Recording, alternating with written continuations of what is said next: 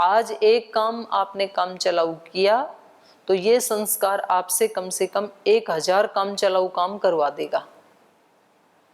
और जब 1000 काम आप काम चलाऊ कर चुके होंगे तब समझ लो आपने 1,00,000 काम चलाऊ काम करने का स्वभाव बना लिया है अपना।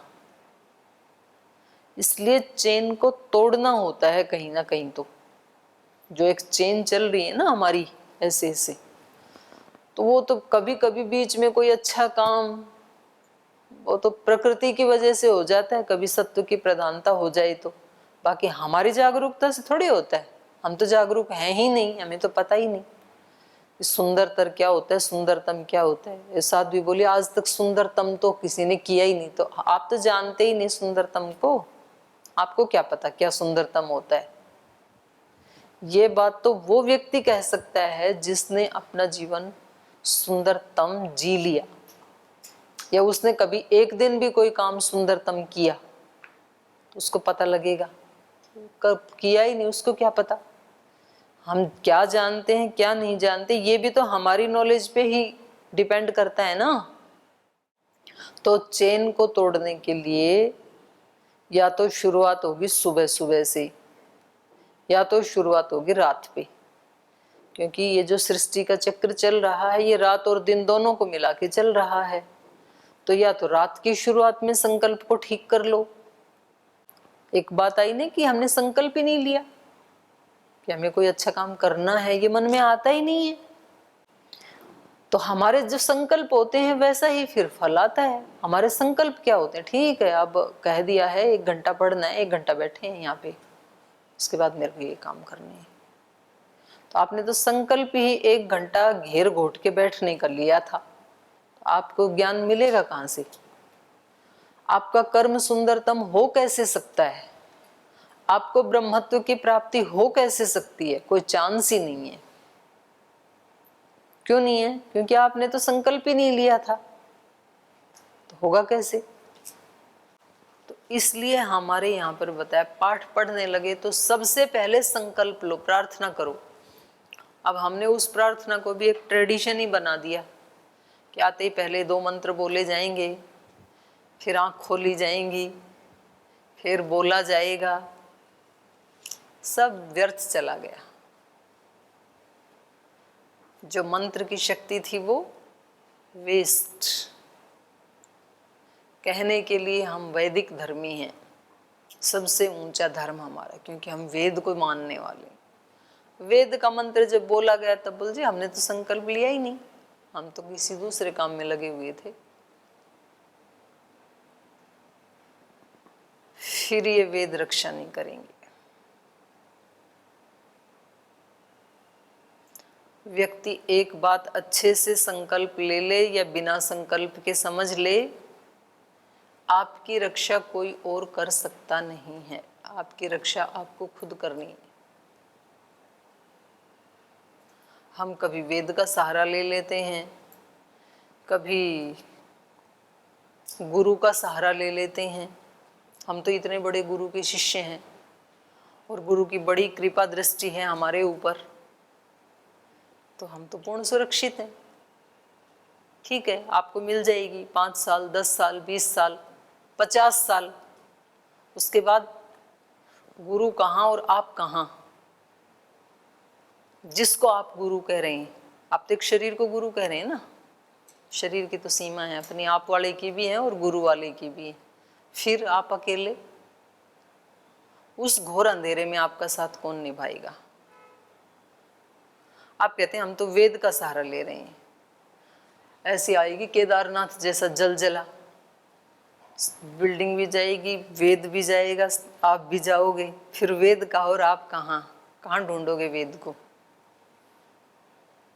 और बिना जल जला आए भी ऐसा बुखार आएगा कि आप तप रहे होंगे बहुत जोर से, और किताब वेद पास में ही रखी है, और कोई बोले कि जी थोड़ी सी ऋचाएं पढ़ लो, बोले अभी दूर रख दे वेद को, बाद में देखेंगे जब ठीक हो जाएंगे तब। तो वो ये कहाँ सहायता करेगा वो वेद। तो हमें ये पहले तो ये ज्ञान होना चाहिए, ये संकल्प की मेरी सुख दुख की जिम्मेदारी और मेरा आश्रय परमात्मा है और मेरी सुख दुख की जिम्मेदारी मेरी अपनी है, दूसरे की नहीं है। और वो सुख बढ़ाने के लिए मेरे को क्या करना पड़ेगा? प्रतिपल प्रयास करना पड़ेगा, न कि सुबह शाम एक एक घंटा। एक घंटे से कुछ नहीं होने वाला है। प्रतिपल प्रतिक्षण मुझे प्रयास करना पड़ेगा उस अंधकार को मिटाने के लिए, उस अज्ञान को मिटाने के लिए, उस सिद्धि को प्राप्त करने के लिए। तो उसके लिए ऋषियों ने हमें मार्ग बताया कि उसका रास्ता ये है, जब जो काम करो संकल्प पूर्वक करना, भगवान को सामने रख करके करना, भगवान की शक्ति से भगवान के लिए करना, तो फिर वो काम क्या बन जाएगा? सुंदरतम बन जाएगा। पर ऐसा करने के लिए हम भगवान को सामने रखें, भगवान की शक्ति से करें, भगवान के लिए करें। ऐसा करने के लिए उससे पहले भी तो मन स्थिति होनी चाहिए ना।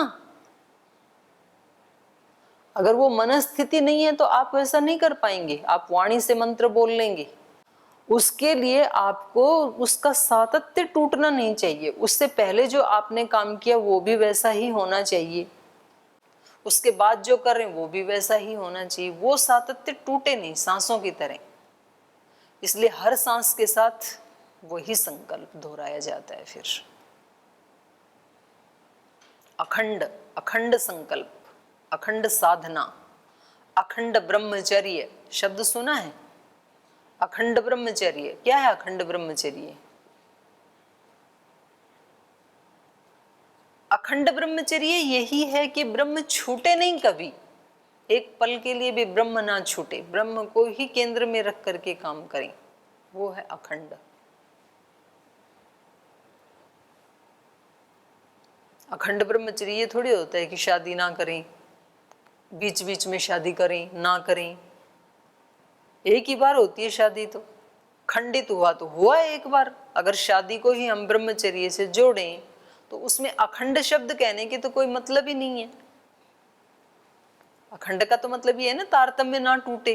तो शादियां कोई ऐसे थोड़ी होती हैं कि भाई लगातार 5-7 महीने ना हो, फिर एक बार हो गई, फिर 5 महीने ना हो, फिर 5 महीने के बाद फिर एक बार शादी हो गई, फिर 4 महीने ना हो, फिर एक बार हो। ऐसे तो होता नहीं है कि भाई खंड खंड हुआ इसका, तो उसका नाम नहीं है। अखंड ब्रह्मचर्य का मतलब है कि एक पल भी ब्रह्म हमारे सामने से हटे नहीं, और हर परिस्थिति उसको प्राप्त करने का साधन बन जाती है।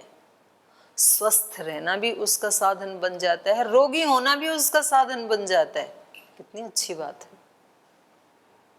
रोगी हो गई, कितनी अच्छी बात है, और काम तो कुछ करना नहीं है, तो आराम से लेटे लेटे भगवान के नाम का जाप करते रहो। अभी कोई हटाने वाला भी नहीं है कि चलो अब कक्षा का टाइम हो गया।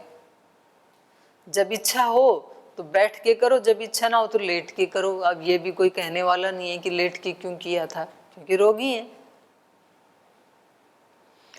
बिना कुछ खाए भी कियो, उपवास करके भी करो, क्योंकि रोगी है, कुछ खाना ही नहीं है। तो कितनी सहायता हो जाएगी रोगी होकर के भी। स्वस्थ है तो कितनी सहायता है, शरीर में कहीं पीड़ा ही नहीं है। हर काम को भगवान का भजन बनाओ, तो जिसका संकल्प है वो हर परिस्थिति में कर पाएगा इसको। वो व्याधि में भी कर पाएगा, स्वास्थ्य में भी कर पाएगा, भूखे में भी कर पाएगा, पेट भर के भी कर पाएगा, सुख में भी कर पाएगा, दुख में भी कर पाएगा, बहुत धन आने पर भी कर पाएगा, धनहीन होने पर भी कर पाएगा। सारा धन चला गया, बढ़िया है, झंझट मिटा। जब धन होते थे तो कहीं ताले लगाओ, कहीं तिजोरी संभालो, कहीं बैंक बैलेंस संभालो, अब है ही नहीं कुछ, बढ़िया बैठ के भजन करो, और करना ही क्या है। खूब धन है तब भी करो, लाखों रुपए लगा करके बड़े बड़े यज्ञ रचाओ, दान दो, पुण्य करो, गरीबों को खाना खिलाओ, तब भी खूब करो। तो हर परिस्थिति में व्यक्ति का उद्धार हो सकता है, साधना हो सकती है, कर्म सुंदरतम बन सकते हैं, ब्रह्मत्व की प्राप्ति हो सकती है, पर उसका बस सातत्य ना टूटे। तो इसलिए हमारे यहाँ खाना खाने से पहले भी, पाठ पढ़ने से पहले भी, सोने से पहले भी, जागने के बाद भी मंत्र पाठ। मंत्र पाठ का मतलब क्या है? मंत्र पाठ का मतलब है भगवान को सामने रखते हुए संकल्प लेकर के उस काम को काम चलाऊ नहीं करना। किसी भी काम को कैसे करना है? सुंदरतम प्रयास करना है। ये प्रयास पूर्वक होगा, बिना प्रयास के नहीं होगा। प्रयास पूर्वक भी आपको कई बार असफलता मिलेगी, जैसे कि विश्वामित्र जी को मिली। कितने गहरे घनघोर तप किए, उसके बाद फिर उनको गुस्सा आ जाता था, फिर सारा चला गया। फिर शाप दे देते थे, फिर सारा चला गया। जिनके संकल्प नहीं हैं वो तो अच्छे से मन में बिठा ही लें कि उनका तो उद्धार होने वाला है नहीं, अनेक जन्मों तक भी नहीं होने वाला है। क्योंकि जिसने इस जन्म का सदुपयोग नहीं किया वो अगले जन्म की पहली बात तो बाट ही क्यों देखे कि अगला जन्म मिल भी जाएगा। पहले तो उसको ये आशा ही छोड़ देनी चाहिए। जिसने इसका सदुपयोग नहीं किया उसको अगला मनुष्य का जन्म मिल जाएगा, ये आशा ही छोड़ दे पहली बात तो। और भूल चूक से मिल भी गया यदि, तो जो आज नहीं कर रहा है वो कल तो क्या ही कर लेगा, क्योंकि संस्कार ये और ज्यादा प्रमाद के बना लिए। अब तो इस जन्म में जितना प्रमादी था, कर नहीं पाया प्रमाद के कारण, अगले जन्म में तो उससे कई गुना ज्यादा और प्रमादी हो जाएगा, तो नहीं कर पाएगा फिर। तो इस जन्म का जो उद्देश्य है वो है इस प्रमाद वाले इसको तोड़ना। इसलिए सब महापुरुषों ने कहा जागो, सोए मत रहो, समय कम है। और इस तरह से फिर प्रयास करते रहा तो फिर एक दिन आपको प्राप्ति हो जाएगी, जैसे कि विश्वामित्र जी को हो गई।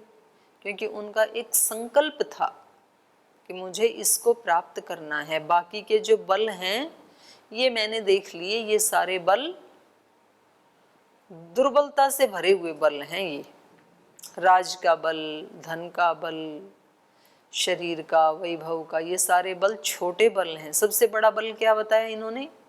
ब्रह्म बल। ब्रह्म बल ही सबसे बड़ा बल है।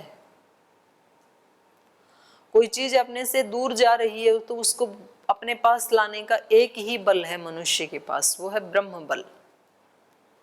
ब्रह्म बल से वो सब कुछ को अपने पास बुला सकता है।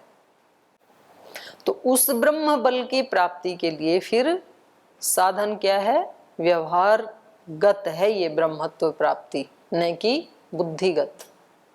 बुद्धि से प्राप्त नहीं किया जा सकता, प्रैक्टिकल से किया जा सकता है, व्यवहार से किया जा सकता है। तो ऐसा इन्होंने किया, विश्वामित्र जी ने ऐसे किया।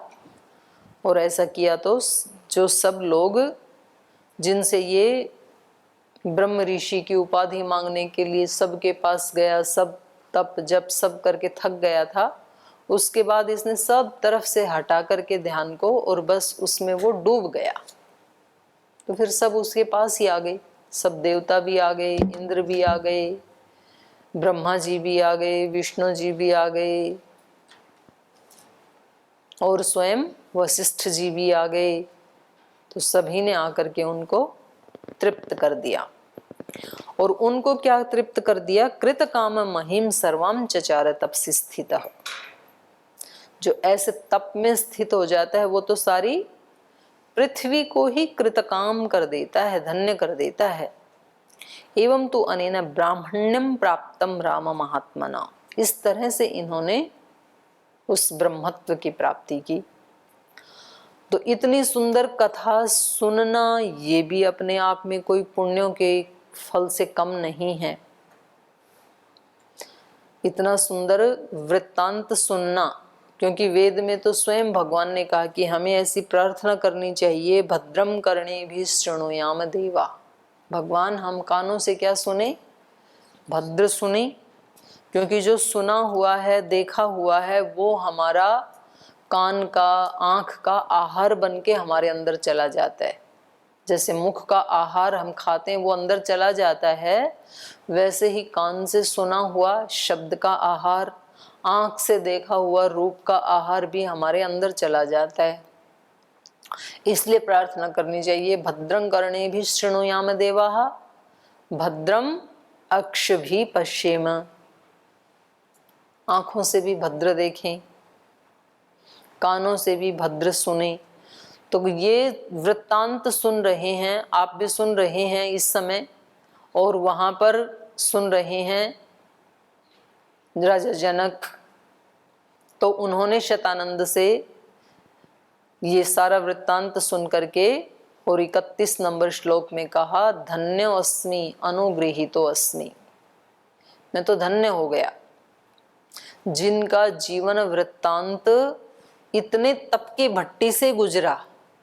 ऐसा श्रेष्ठ मुनि आज मेरे सामने है जिन्होंने प्रैक्टिकल करके दिखाया अपने जीवन से। तो मैं इस वृत्तांत को सुन के और इस व्यक्ति को अपने सामने उपस्थित खड़ा हुआ देख करके धन्योस्मि, धन्य हो गया हूं। अनुगृहीतोस्मि, अनुगृहीत हो गया हूं।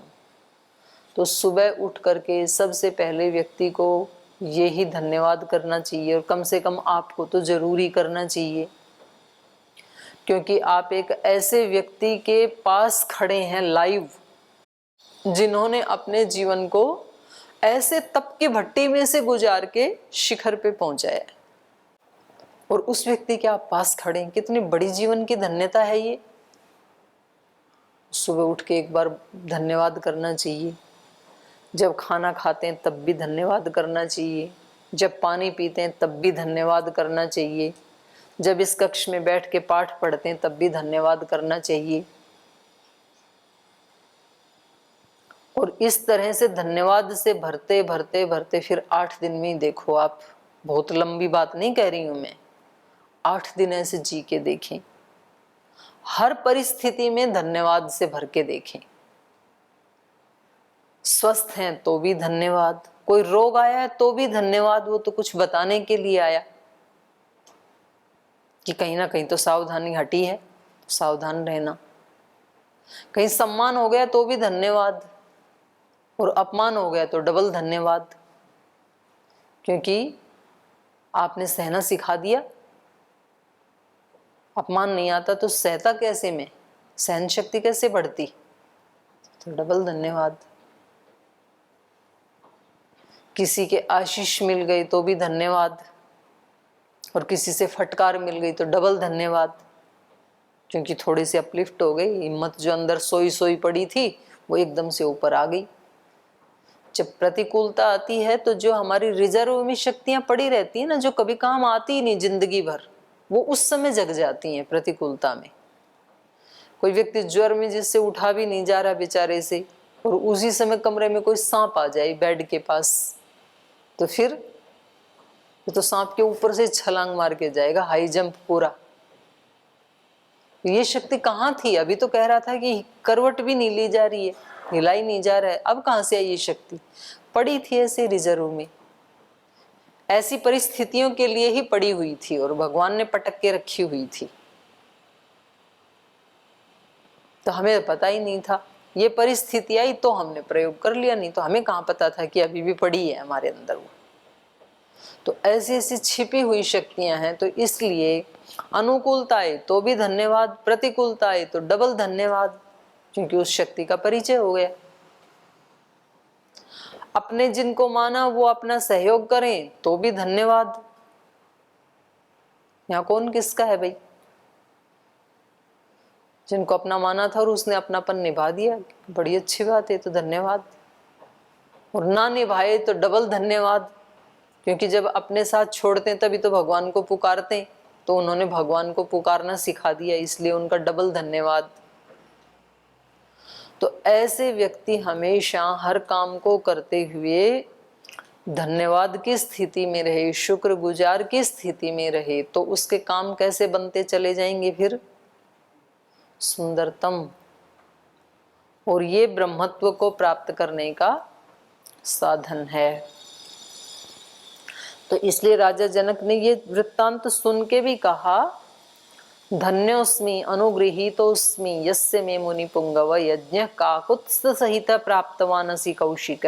हे कौशिक, मैं धन्य हो गया हूँ, अनुगृहीत हो गया हूँ, जो आप श्री राम के साथ मेरे यज्ञ में पधारे हैं। पावितो हम, मैं तो पवित्र हो गया हूं इस कथा को सुन करके। पावितो हम त्वया ब्रह्मन्, आपके द्वारा मैं पवित्र कर दिया गया हूं। त्वया दर्शने न महामुनि, ऐसे महामुनि के तो दर्शन से भी हम पवित्र हो गए हैं। कितनी अच्छी बात है, क्योंकि ये इतना, जो व्यक्ति ऐसे ऐसे संघर्षों से, ऐसे इसके तप की भट्टियों से गुजर करके, और उस व्यक्ति ने अपने आप को गिरने नहीं दिया, खड़ा रखा, तो ये हमारे लिए बहुत बड़ी बात है। कहां कहां से गुजरना पड़ा, कितने कितने कष्ट उठाने पड़ते हैं भाई, क्योंकि प्रकृति तो सभी की परीक्षा लेती है। ऐसा नहीं है कि आज कोई व्यक्ति शिखर पे खड़ा है तो वो ऐसे ही पहुंच गया होगा, या ऊपर से आसमान से किसी ने उसको ऐसे हेलीकॉप्टर से उतार दिया होगा, ऐसा नहीं है। उस व्यक्ति ने बहुत लंबा रास्ता तय किया है वहां तक, उस शिखर तक पहुंचने के लिए। और पता नहीं रास्ते में कितनी प्रतिकूलताएं आई होंगी, कितने सांप बिच्छू आए होंगे, कितने खड्डे आए होंगे, कितने कांटे आए होंगे, कितनी फिसलन आई होंगी, कितनी छोटी पगडंडियां आई होंगी, कभी भूख भी लगी होगी, प्यास भी लगी होगी, थकान भी हुई होगी, पैर भी दुखे होंगे। बहुत मुश्किल से चढ़ा जाता है शिखर पे। तो उन सारी प्रतिकूलताओं को पार करके जो शिखर पे खड़ा है और वो व्यक्ति आज हमारे सामने है, तो ये क्या हो गया, उनके दर्शन मात्र से पावितो हम, मैं पवित्र हो गया हूं। गुणा बहुविधा प्राप्ताः तव संदर्शनात् मया, तव संदर्शनात्, आपके अच्छे दर्शन से, आपके शुभ दर्शन से, बहुविधा गुणा प्राप्ता, बहुत गुण प्राप्त हो गए, एक ही जगह पर अनेक गुण प्राप्त हो गए। बहुविधा गुणा प्राप्त तव संदर्शनात् मया विस्तरेण च वै ब्रह्मन् कीर्त्यमानं महत्तपः। ब्रह्मन् विस्तरेण, विस्तार से, बहुविधा गुणा, बहुत सारे गुण, महत्तप, हे महान तप, आप क्या बन गए, तप के विग्रह बन गए हैं आप, हे महान तपस्वी। ब्रह्मन् कीर्त्यमानम विस्तरेण, जो आपका कीर्ति मैंने सुनी शतानंद के माध्यम से, इस कीर्ति को विस्तार से सुनते हुए मैंने इसके माध्यम से बहुत प्रकार के गुणों को प्राप्त किया, ये सुन करके। श्रुतम मया महातेज रामेण च महात्मना, और मैंने महात्मा राम के द्वारा भी, श्रुतम, इनके द्वारा भी बहुत सुना, मैंने राम के द्वारा भी। विस्तरेण च वै ब्रह्मन् कीर्त्यमानं महत्तपः श्रुतं मया महातेज रामेण च महात्मना सदस्यै प्राप्य सदः श्रुतः ते बहवो गुणा। यहाँ सह के अर्थ में तृतीया है रामायण में, तो राम सहित हे महात्मा मया श्रुतम विस्तरेण कीर्त्यमानम महत्तप, आपकी महान कीर्ति को मैंने राम सहित औरों से भी सुना और अभी शतानंद जी से सुना, बहुत विस्तार के साथ। सदः सदस्यै प्राप्य च श्रुतः ते बहवो गुणा, और जो मेरे सदस्य हैं, सदस्यै सदः, सदन के जो सदस्य हैं अर्थात शतानंद जी, इनके द्वारा भी बहवो गुणा श्रुतः ते, आपके बारे में बहुत विस्तार पूर्वक मैंने सुना है।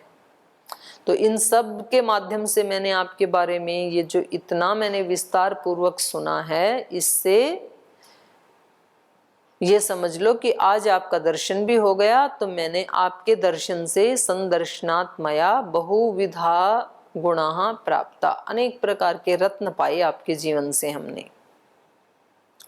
अप्रमेयम तपस्तुभ्यम, आपका तप कैसा है, अप्रमेयम, इसको मापा नहीं जा सकता है आपकी तपस्या को, अप्रमेय है आपका तप।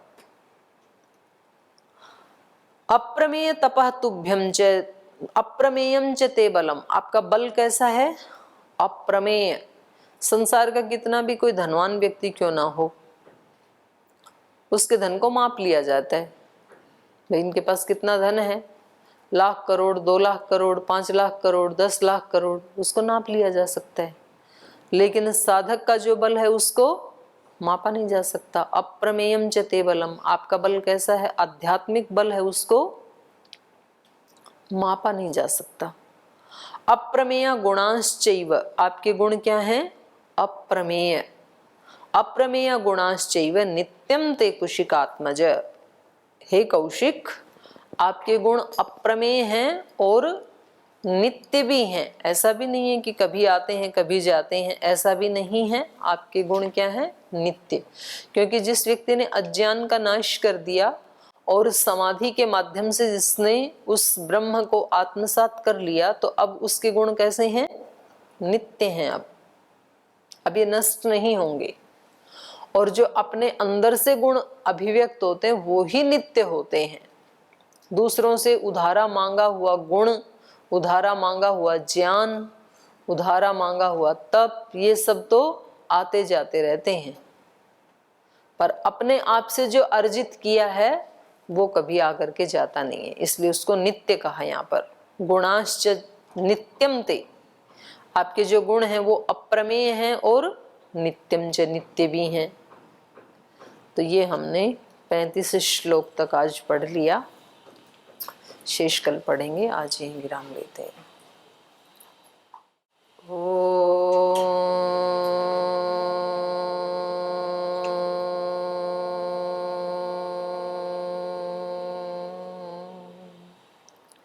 शांति शांति शांति। श्री गुरुभ्यो नमः।